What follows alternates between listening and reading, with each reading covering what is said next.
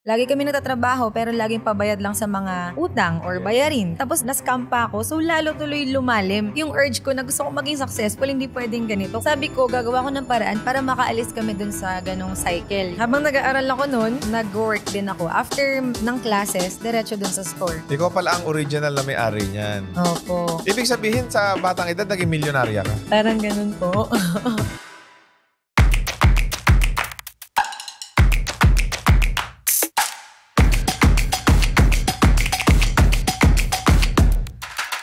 Ang mga opinyon at pananaw na ibinabahagi ng guest sa programang ito ay hindi kinakailangang sumasalamin sa host sa show o sa mga kumpanyang kinabibilangan ng mga ito. Alright, so good morning, good afternoon, and good evening mga boss. So nandito na naman tayo sa pinakabagong episode ng RDR Talks. At syempre, alam nyo naman na espesyal lagi ang mga bisita natin dahil espesyal na istorya ng tagumpay ang lagi nating ibinabahagi dito sa ating show. Ang kasama natin ngayon ay isang president and CEO ng isang upcoming and booming cosmetic line here in the Philippines. May-ari siya ng Kala Cosmetics. Napakaganda na itong i-interview natin ngayon, guys. Siya po, si Boss Leslie Uy. Hello!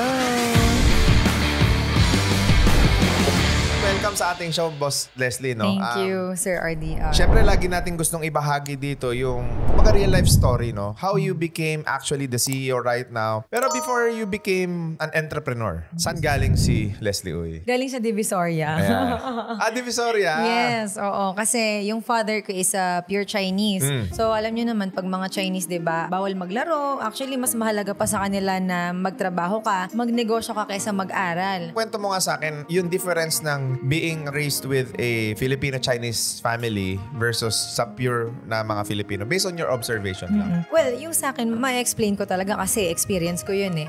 Bata pa lang, start na ako magtrabaho. 5 a.m. pa lang, dapat gising na. All around ako, nagkakahera, nagtitinda, nagtitimbang ng mga harina, gaw-gaw, asukal, mga kung ano ng frozen goods. Tapos meron kaming food cart din eh, sa labas ng grocery. Every walang pasok, ganun ako. Mula 5 a.m. hanggang 6 p.m., nasa tindahan ako. Hanggang ilang taong ka nagbantay sa negosyo ng mga magulang mo? Fourth year high school. Kasi nung nag-college ako, sa TAF na ako nagsistay malapit sa school eh. Mula nung pinanganak kami, kaya talaga? Hindi naman ganun kalaki yung negosyo namin. Grocery store lang na nagsusupply ng mga kailangan namin, pang pagkain, pang tuition, ganun. Pero hindi talaga yung sobrang well-off na may magarbong sasakin. Hindi ganun. Tanda ko nga, kasi bawal nga ako maglaro, diba? Pag weekends, may bantay. Pagka summer, wala ring lusot. So ginagawa ko pag bantay, tas hindi masyadong marami customer, tumatakas ako kasi malapit lang sa amin yung Divisoria Mall. Kukuha lang ako 5 piso, 10 piso, sasabihin ko lang na nasi-CR po ako, tapos yung tatakas lang ako para maglaro. Para makalaro ka? Saglit lang, para lang ma-enjoy ko yung kabataan ko. Tapos nun, balik na ulit sa tindahan, trabaho ulit. Train kayo na maging negosyante, no? Opo. Yun yung malaking difference kasi maraming mga kabataan na nanonood ng video na to na kapag ka pinagbabantay kayo ng tindahan ng mga magulang ninyo, inaayaw-ayawan ninyo. Pero Opo. hindi nyo alam na yung pagtuturo pala sa inyo sa mura nyong edad, yun pala yung magdadala ng tagumpay ninyo balang araw. I-treasure natin, no? Yung disiplina na ibinibigay sa atin ng mga magulang natin. Kasi malay nyo, balang araw, yan ang magagamit ninyo para magtagumpay kayo sa buhay ninyo. So, okay naman ang pamilya, nakakaraos, wala naman masyadong problema, nakagraduate ng high school. Nakapag-experience ka ba magtrabaho? For 9 months yata, almost 1 year, nag-Dubai lang ako. Para Ano trabaho sa Dubai? Tagagawa ko ng mga presentations na tinuturo sa mga sales people sa Sobha Realty din, realty company rin. Agent ka doon? Researcher, ganun. Researcher. Opo. Negosyante yung mga magulang mo. Bakit mo in-experience mag-empleyado? That time kasi, yung una ko kasing failure is yung nagbenta ako ng flight tickets. College ako 3rd year. Tapos yun yung una kong scam, unang failure ng buhay ko. Kasi high school pa lang, nagsasideline ako ng mga gadgets, yung mga cellphones, mga SLR, uso pa nun. Kasi ayoko na mahingi sa parents ko at that early high school. age. Oo, kasi nakita ko yung hirap ng buhay, ang daming bayarin, daming utang, tapos hihingi pa ako ng pera pang bili ng sarili kong gusto. So, nagsasideline ako ng ganun. Tapos, na-introduce sa akin yung flight tickets nga, i-business ko raw. So, may nagsusupply sa akin ng ticket, bayad muna bago sakay. Tinesting ko muna 1, 2, 3, 10. Naging successful. Sabi ko, ay okay to di kumikita na. Dinamihan ko na. Kaso nung madami na, 1 million na yung naibayad ko sa kanya. Ilang taong ka nito? 17? 17? May 1 million ka? Pero pera ng mga kliyente ko yun, hindi sa akin yun. Pero bayad muna. Nakapag-transact ka ng 1 million at the age of 17. Opo, habang nag-aaral. Yeah, sa palagay mo, may factor sa iyo yung training ng mga magulang mo kaya kaya mong mag-transact ng ganun? Sobrang laki. paano makipag-usap. Hindi ako nahihiya kasi sa Divisoria halo-halong tao eh. Kaya sanay ka? Sanay po. Okay, so 1 million ngayon. Ano nangyari doon sa 1 million na transaction? Sabi niya kailangan mo makabenta ng 800 to 1 million peso. Bibigyan kita ng incentive papuntang Paris, free trip. Eh di ako naman tuwang-tuwa kasi bukod sa kita, may free pa akong trip. Nag-work hard talaga habang nag-aaral, benta ng benta, walang tigil sa cellphone, magbenta. Hanggang na-reach ko yung benta.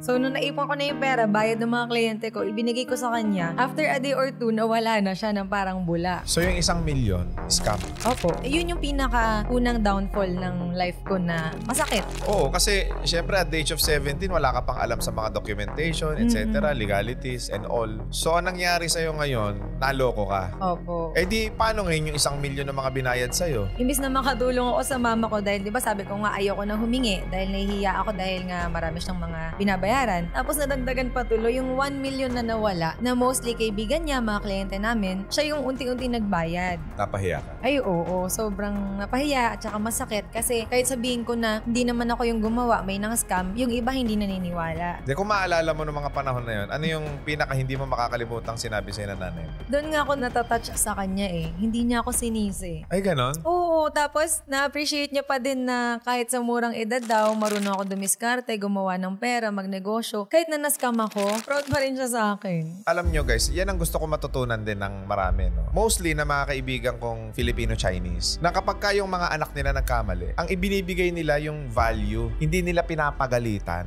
hindi nila pinapahiya sa maraming tao. Kasi marami rin ako kaibigan ng Chinese, ang ginagawa nila usually, okay lang yan mag-fail. Ganon sila eh. Diba? Kasi sa buhay talagang mag-fail ka eh. Sa buhay talagang susubukin ka ng buhay eh. Kaya ngayon ko na nare-realize, bakit maraming Chinese ang successful? Kasi sa mentality ninyo, walang sisihan, walang hilahan pababa. And maybe that's the reason why maraming mga Chinese ang nagiging successful. Not because makunat lang sila o kuripot sila. Not because naturuan lang sila magnegosyo. But because yung character nila, yung kultura nila, tulungan talaga. Yes. Ano ngayon ang ginawa mo kasunod? Paano mo unti-unting pinatunayan sa pamilya mo na magtatagumpay din ako, ma? Mula bata hanggang pagtanda, nasa isip ko na hindi ako pwedeng laging ganito, nahirap kami sa buhay na lagi kami nagtatrabaho pero laging pabayad lang sa mga utang or bayarin, ganon. Yes. Sabi ko, gagawa ko ng paraan para makaalis kami dun sa ganong cycle. Kaya nga ako nagnegosyo ng maaga, tapos na-scam pa ako, so lalo tuloy lumalim. Yung urge ko na gusto ko maging successful, hindi pwedeng ganito. Kasi lumaki yung amount na kailangan kong ibigay sa mama ko. Kasi dati, nakikita ko hirap siya sa buhay, gusto ko lang siya bigyan, kung ano lang yung kaya ko. Pero ngayon naging pabigat ka pa. Oo, na kailangan ko pang bawiin doble yung nilabas niya pa dahil sa akin. After nung na-scam ako, ilang buwan lang, nakapag-start ako ulit ng bagong business. Tapos, lakas ng loob lang din ulit. Ano negosyo to? Milk tea shop naman. Okay. Pauso kasi pa lang noon. May friend ako na may milk tea shop siya. Tapos natatanong ako, magkano franchise? Yes. Kaso hindi niya ako masyadong na-entertain. Siguro busy rin siya. Hanggang dumating yung araw na sabi ko, ba't ako magpa-franchise? Ako na lang kaya gumawa. Correct. Nabuo yung Bean Leaf Coffee. Bean Leaf Coffee. Opo. Nung nag-start siya 2014, Oo. ang first branch namin sa Banawe, Quezon City. In a span of 2 years, na-expand po namin yun ng almost 50 branches nationwide. 50 branches. Habang nag-aaral ako noon sa Binild, nag-work din ako. After ng classes, diretso dun sa store. Ibig sabihin sa batang edad, naging milyonarya ka. Parang ganun po.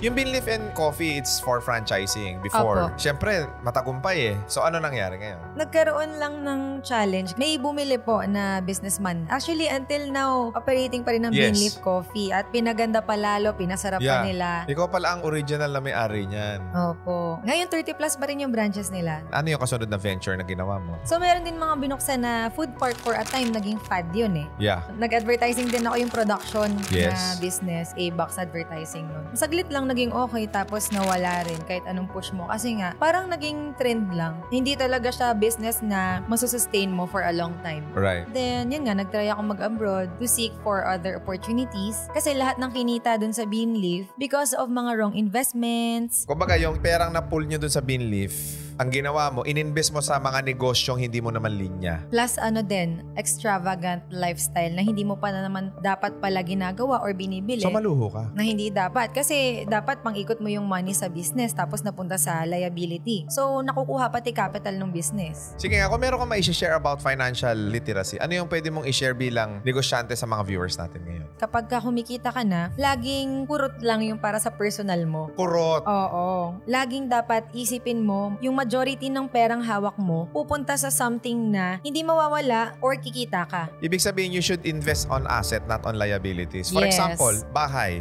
liability asset. For me, liability pero pwedeng gawing asset kung papaupahan. Alright. Or okay. ibebenta mo later on. Kotse, liability or asset? Liability siya for me. Kaya hindi talaga ako mahilig sa mamahaling cars. Liability yung mamahaling kotse, pero yung magkaroon ng kotse, asset. Yes. Cellphone na maganda, iPhone 14 Pro Max, liability or asset? For me, asset. Oh, bakit? Yan. Bakit Interesting. asset? Kasi nagpe-present ako sa mga clients ko or Business investors. owners, yes. Oo. So they will also see kung ano yung gamit mo, kung Right. ano na yung mga kaya mong bilhin. Kasi some people, hindi naman natin nilalahat, no? Pero yung iba, tinitingnan yung ano yung gamit mong sasakyan, ano yung gamit mong bag. Which is before yun they yung kultura invest. dito sa Pilipinas. Mhm. Yung mga target client mo na milyon yung i-invest sa'yo, dapat you should represent them. Yes. Pero, at the same time, doon sa mga hindi naman sa sales, ang negosyo nila, hindi naman nila kailangan ng magagandang gadget at cellphone. Do you think it's still asset or liability? Kung hindi magagamit sa business or sa pagkakakitaan, then it's a liability. Yung mga bagay na bibili natin, kung hindi magge-generate ng income sa atin, it's liability. Yes. Kung magge-generate, it's asset. Yes. So, nagkalugi-lugi ka. Ano yung mentality mo at that moment? Makakabangon ako talaga. Hindi ko alam pa that time kung sa paanong paraan. Ba't napakalakas mo? Di ka umiyak?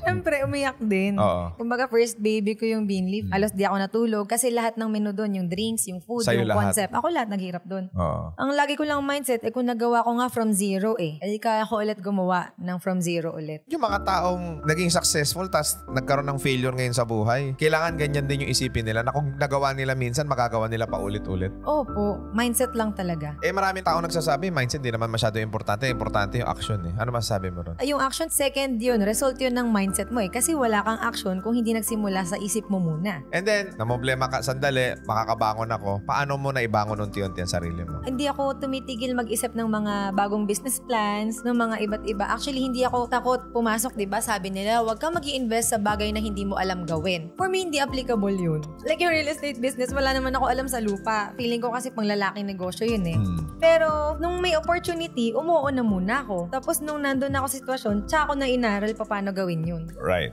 So, for me, it's a right investment. Hindi ko siya alam, pero nag-grow siya. Nakabangon ka na ang una mong pinasok na venture is real estate. Apo. Sarili mo. Wala akong puhunan actually nung una. Okay. Tapos, sinwerte lang, nakabenta ako. Parang nag-refer lang ako ng buyer. Nakabenta ka ng property. Oo. Ahente lang, ganun. Ang pag-aahente, di ba wala namang puhunan? Alok-alok lang? Laway lang, tsaka Oo. sipag. At Ang tsaka galing, pakikisama. Opo. May bahay kami na Nakasanla. collateral. Oo. Tinubos ko muna yun. Pero dahil nakuha ko ulit yung title ng bahay, nag-loan ako ulit ng 10, sinangla ko ulit yung bahay. So, yun yung pinang-start ko sa business. Ibig sabihin, mas importante sa'yo yung kapital kaysa dun sa bahay. Opo. Nagkaroon ka na ngayon ng kapital ulit, nire-invest mo sa business. Anong business na ito? Yan po yung real estate. Saan yung property? Sa Cavite po. Anong ginagawa mo ngayon?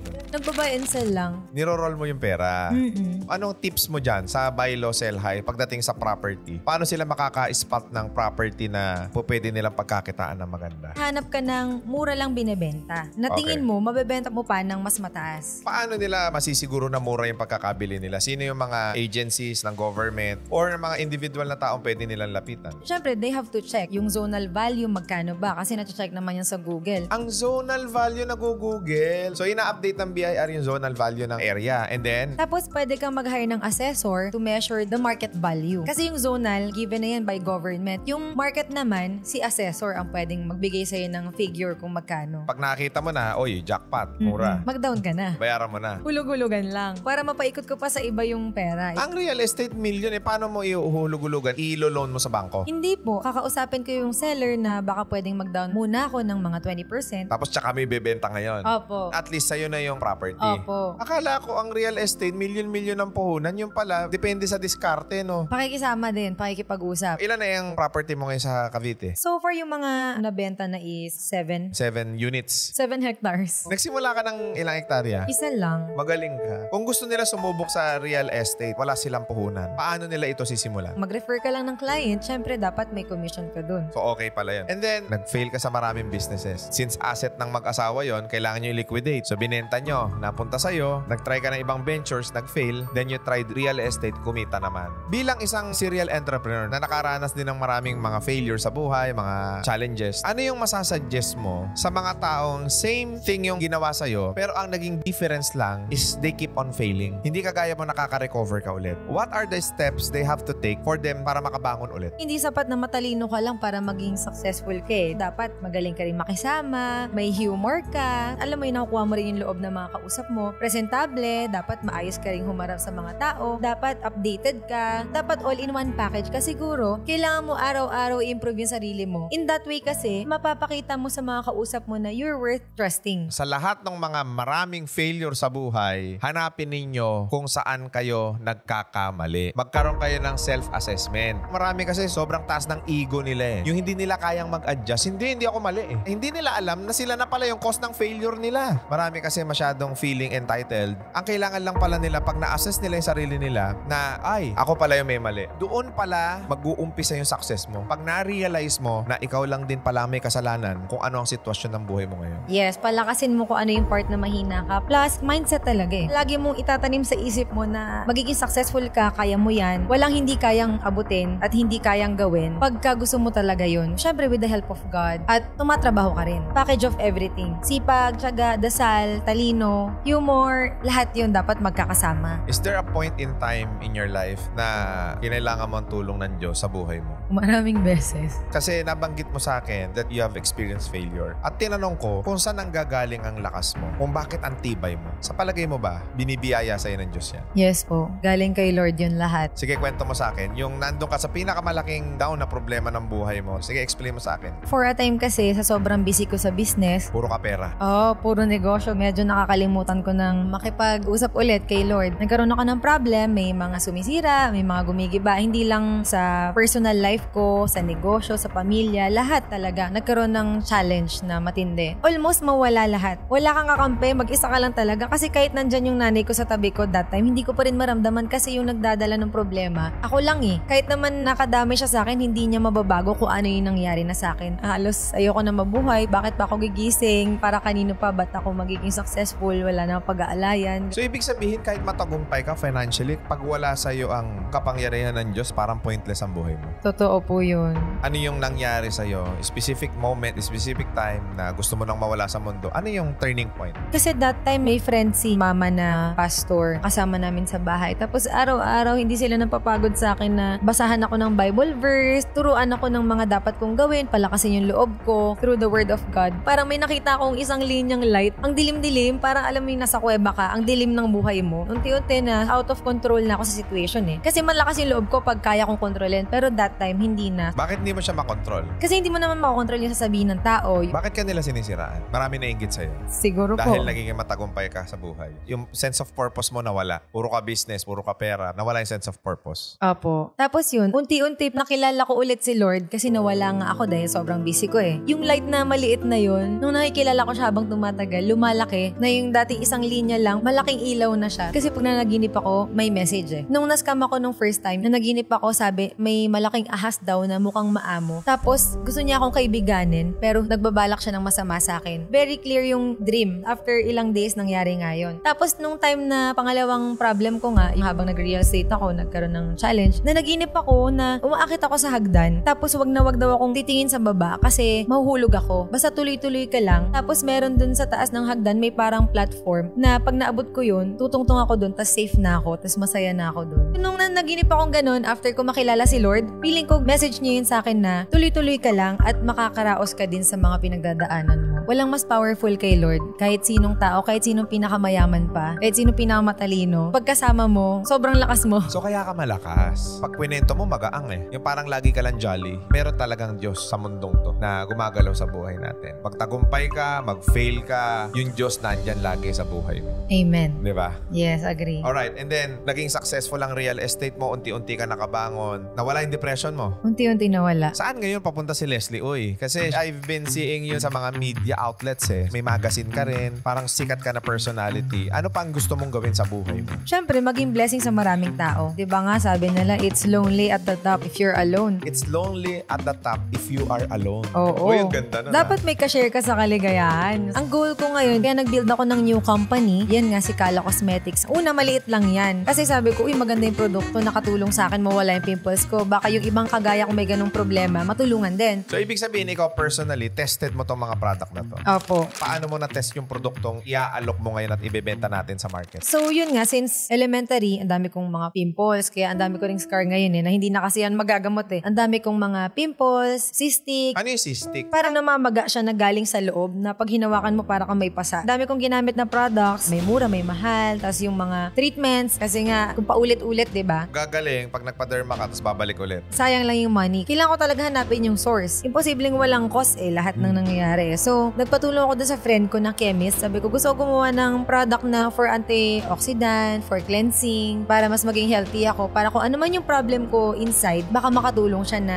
mabawasan yung pimples ko. Yes. So, yun nga, kasi may hormonal imbalance ako Nabuo po yung Hayami Stem Cell Supplement. Hayami Stem Cell Supplement. Yun yung una ko munang produkto na ginamit. I think ito yun. Opo. Powder form. So, Sige. para ka lang umiinom ng juice. Hindi siya mahirap lunukin. After 1.5 months na ginamit ko siya, ako muna. Hindi ako takot kung ano mangyari sa akin kasi desperate na ako nun na gumaling nga. Kasi ang puti ko tapos ang dami pimple. Nag-effect sa akin. Nagpagawa ko ng 300 pieces. Pinatry ko naman sa mga friends and family. Tapos maganda yung mga feedback. Yung kasambahay ko, meron siyang malaking bukol sa leeg. Wala naman siyang means para magpa-check up tsaka bumili ng gamot. Ang ginawa ko, tinesting ko sa kanya yung Hayami. Sabi ko, gamitin mo to. Tapos try mo kung mag-i-improve. After a month, nawala yung bukol niya sa leeg. Very powerful Galing, yung mga ingredients niyan. Anti-aging siya, anti-cancer, Stem cell age reverse pampahealthy talaga. Pampahealthy talaga. Side effect lang niya yung gumaganda ka, pero nagiging healthy ka Diyan lang. nawala yung pimples mo. Opo. Kaya lang, kahit nawala yung active pimples, meron pa ring marks. Yung mga peklat, kailangan ko din yung i-resolve. Kaya nabuo yung Lucent Skin. Lucent Skin. Ito Ayan. tatlo. Opo. Yung serum at saka yung cream. Ito yung serum.